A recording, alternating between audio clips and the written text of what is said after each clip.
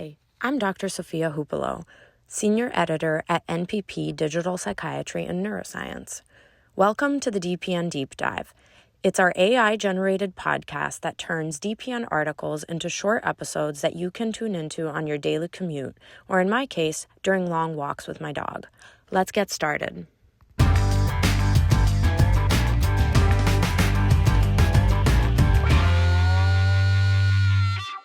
Welcome to this special episode of a DPN Deep Dive. Today we're doing a 2025 year in review. We'll focus on highlighting the most impactful science and research trends published in NPP Digital Psychiatry and Neuroscience in 2025. And if you look across the landscape this year, it feels like we've really turned a corner. We've gone from just collecting data to actually gaining real insight, modeling human mental states that were, just too fleeting or complex to capture before. It's been a year of, I would say, methodological maturation. So to help you navigate the sheer volume of publications, we've organized everything into two key areas. First, we'll dive into some groundbreaking human studies, the ones using digital tools for, practical real-world assessment. Right. And then second, we'll look at the critical preclinical and methodological advances that are really paving the way for what's next in digital neuroscience. Perfect. Let's start there with what we can learn about ourselves right now, often just using a device we already have. The first big theme seems to be tracking mood and cognition in the wild, so to speak. That 12-month study on bipolar disorders really stood out to me.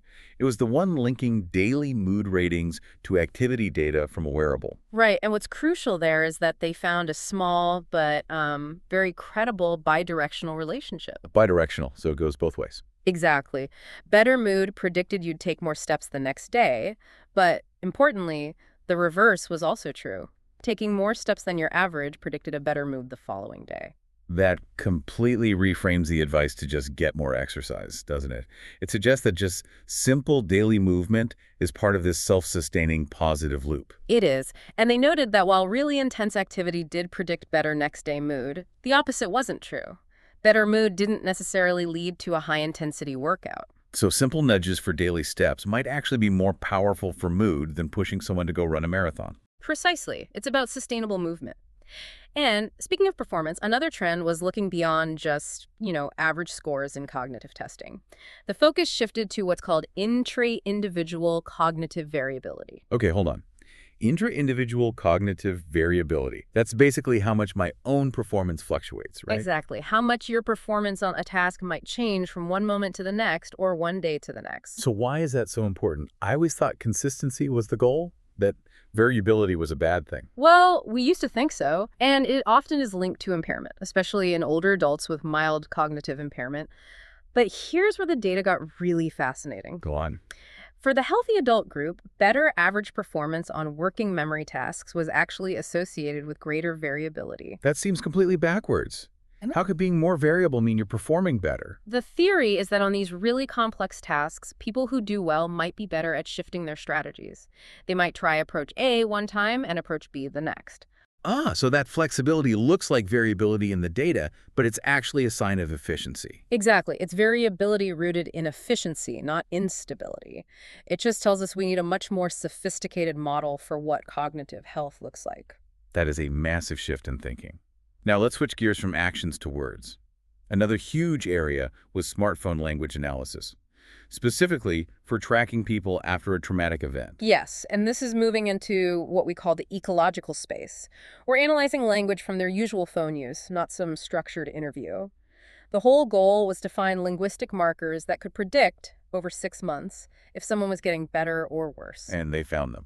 Really specific ones, too.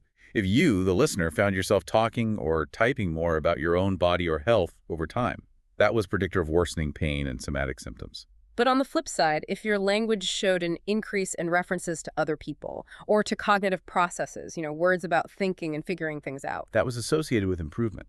it's like your language becomes this early warning system. It's an unconscious window into whether your focus is turning inward on distress or outward towards connection and processing. The need for that kind of scalable screening leads right into the next study, using large language models to analyze therapy notes. Right. And this was very much a proof of concept. They showed that these specialized models can classify sentences in psychotherapy as either symptomatic of anxiety and depression or not. And they did it with an accuracy of around 80%. That's basically the same as a human expert. Pretty much. Again, it's not a diagnostic tool, but it shows that rapid, objective screening of huge volumes of clinical text is now actually feasible. That's stunning. Okay, let's transition from passive sensing to more active brain functions, specifically decision-making. There was a key study on frequent alcohol users. Yes, they used a two-step reinforcement learning task. It's designed to see how people balance goal-directed strategies versus more habitual ones when the reward stakes change. So it's about adapting your strategy, what they call meta-control. Exactly. And for the control group, when the rewards got bigger, they strategically upped their goal-directed control. They thought more carefully to maximize their gain. They adapted. Which makes perfect sense. But what about the frequent alcohol users? They didn't show that flexibility. When the stakes got high, they failed to increase their goal-directed control. It suggests this kind of computational signature of inflexibility, which also meant they were less risk-averse when the rewards were high. A really clear, objective measure of that maladaptive behavior. But, this brings up a huge issue. If we build all these amazing digital tools, we still face the biggest barrier of all. Getting people to actually use them. A fantastic point. And probably one of the most practical studies of 2025 tackled exactly that, the adherence problem. It was with a mobile health tool for migraines. They proved the solution isn't just a better app, it's better deployment. So what was the solution they came up with? It was this multi-component adherence package. It had the solid therapy parts like neuroscience education and some behavioral economics tricks to motivate people. But the real innovation was using what they call digital navigators. Digital navigators, were they just like a tech support hotline? A bit more than that. They provided standardized, human-centered support and guidance. They were the bridge between the user and this, complex app. And the results? They boosted adherence rates by 2.9 to 8 times higher than historical controls. It was a huge effect. Wow. It just underscores that the algorithm can be perfect, but the human interface is what makes or breaks it. It's a critical lesson for the whole field. Now, let's look at a new intervention targeting a core challenge in psychotic disorders: introspective accuracy. Right. For you at home, introspective accuracy is just your ability to accurately judge your own performance, knowing if you got something right or wrong. We know that when that's impaired, it predicts problems in daily functioning. Exactly. So this new protocol, iTEST, is a blended digital approach. It combines daily mobile cognitive training tasks with coaching. But the coaching is the key. It teaches people how to apply that improved self-awareness to their actual recovery goals, like managing money. It makes the abstract gains practical. That's so smart. To close out this section, let's zoom way out to a theoretical paper on social isolation. They modeled it as a complex dynamical system. This is a bit abstract, but the idea is beautiful. They frame social isolation as an attractor state, something a system can naturally fall into and get stuck in. But the key insight was modeling a tipping point, an unstable state that determines if someone is vulnerable to an abrupt shift into chronic isolation. So instead of just asking how isolated is this person, we can start asking how close are they to that tipping point. It shifts the entire strategy from reaction to prediction.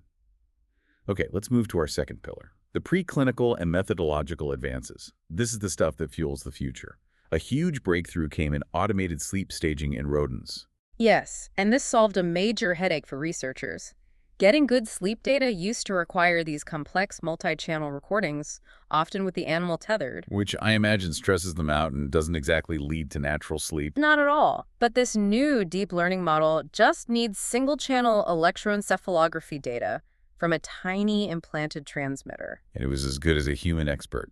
Just as reliable in predicting all the key sleep parameters. This makes it so much easier to generate high-quality sleep data at scale, which is vital for drug development. Sticking with animal models, we also saw a sophisticated study on vigilance and engagement in mice during long tests. Right. We all know that performance drops over time on a long, boring task. It's called the vigilance decrement. They wanted to know why. And the crucial insight from using advanced tracking was that performance dropped, but not because the mice stopped paying attention. So they weren't just getting bored and wandering off. No, they stayed physically oriented to the task screen. This suggests the drop-off is driven by internal cognitive fatigue, not external distraction. It's a fundamental shift in focus. This drive for better metrics also led to a new framework for classifying social behavior in mice, going beyond just how much time they spent together. Exactly. They found that adding in metrics like the distance from a point of interest as a continuous variable gave a much richer picture of their behavior. It helped them spot subtle withdrawal patterns in stressed mice that the simple time metrics just completely missed. And we saw that same desire for granular behavioral data in human studies, too, like the one on typing behavior and depression in adolescents. That one had some real surprises. The official psychomotor symptom didn't correlate with typing at all, but specific symptoms did. For example, higher appetite symptoms actually correlated with faster typing speed, while anhedonia was linked to typing fewer total keystrokes. It just shows that our digital lives are full of these unintentional objective proxies for our internal states. It does. So let's wrap up by coming back to human research for a final look at mobile neuromarkers. Specifically, the mobile electroencephalography study in cannabis users. They looked at two potential biomarkers. The first was prefrontal broadband power, which is linked to cognitive health. And that was associated with cannabis use severity in young men. Right. And the second was left prefrontal alpha power, linked to emotional health. That was associated with self-reported anxiety in women. Okay, but there was a really important catch there, wasn't there? A vital one, and you need to understand this if you're thinking about interventions. While that alpha power biomarker correlated with a person's self-reported anxiety, it was not affected when they experimentally induced anxiety in the lab. So it captures a person's stable or trait anxiety, but not the acute in-the-moment feeling of being anxious. Precisely. And that distinction is crucial for deciding what that biomarker is actually useful for. Is it for long-term monitoring or in-the-moment intervention? And finally, a really fascinating neuroimaging finding in trauma survivors. They found changes in how their brains process just simple, basic sensory info. What did they find? During simple, non-emotional visual tasks, the trauma survivors showed greater deactivation in their primary visual cortex, and that deactivation was strongly linked to their post-traumatic symptoms. It suggests trauma can literally alter the basic infrastructure of perception. So if we're summarizing 2025, the real narrative is one of convergence and precision. We've seen this leap forward in combining data from the physical world wearables, mobile brain imaging, typing, with these powerful computational frameworks to understand the fluid nature of mental states. The technology is clearly getting there. It can identify these dynamic changes, these tipping points. But here's the final thought. Considering the huge success of things like behavioral economics and those digital navigators and just getting people to use the tools, how much of digital psychiatry's future success will depend less on the algorithm and more on the human-centered design we use to deploy it? That's a question we all really need to keep asking. That is a provocative thought to end on. Thanks for listening to the DPN Deep Dive's 2025 Year in Review. See you in the new year.